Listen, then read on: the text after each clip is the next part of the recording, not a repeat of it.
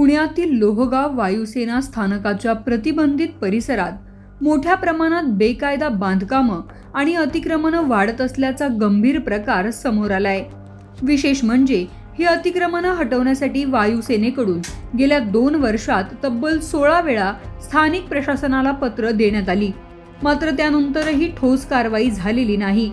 राष्ट्रीय सुरक्षेशी संबंधित या संवेदनशील प्रश्नावरचा हा विशेष रिपोर्ट। लोहगाव वायुसेना स्थानक देशाच्या सुरक्षेच्या दृष्टीने अत्यंत महत्त्वाचं ठिकाण। इथेच हवाई दलाचा संवेदनशील शस्त्रसाठा आहे। त्यामुळे 2007 मध्ये केंद्र सरकारने या परिसराला प्रतिबंधित क्षेत्र घोषित केलं। सीमा भिंतीपासून 100 मीटर आणि बॉम्ब डंप परिसरापासून 900 मीटर अंतरावर कोणतंही नवीन बांधकाम किंवा अतिक्रमण करण्यास बंदी घालण्यात आली। मात्र या नियमांना अक्षरशः हरताळ फासला जात असल्याचं चित्र दिसतंय। वाघोली, लोहगाव, खांदवेनगर, वडगाव शेरी, खेसे पार्क, खुळेवाडी आणि संतनगर परिसरात अनधिकृत घरे, 2 मजली इमारती, दुकाने, गॅरेज, गोठे आणि व्यावसायिक शेड मोठ्या प्रमाणावर उभारण्यात आली आहेत। काही ठिकाणी तर वायुसेनेच्या भिंतीलगतच बांधकाम सुरू असल्याचं दिसत आहे। या वाढत्या अतिक्रमणांबाबत लोहगाव वायुसेना प्रशासनाने 11 जून 2024 ते 12 जून 2026 या कालावधीत पुणे जिल्हाधिकारी, पुणे महानगरपालिका आणि PMRDAला तब्बल 16 वेळा पत्र पाठवली, मात्र नोटिसा देण्यापलीकडे ठोस कारवाई झालेली नाही।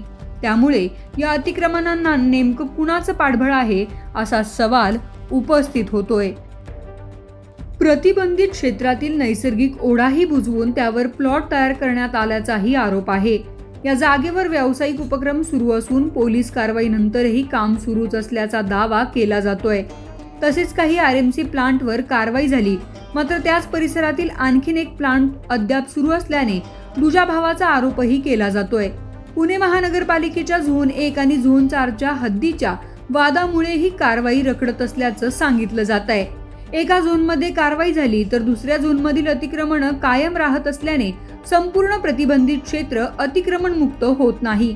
दरम्यान 22 जून रोजी महापालिकेने वायुसेनेच्या पत्रानंतर काही अतिक्रमणांवर कारवाई केली। सीमा भिंतीलगतची पत्र्याची दुकाने, भंगार गोडाऊन, CNG टेस्टिंग सेंटर, गादी कारखाना आणि अम्युजमेंट पार्क हटवण्यात आलाय। मात्र ही कारवाई अपुरी असल्याचं वायुसेना प्रशासनाचं म्हणणं आहे।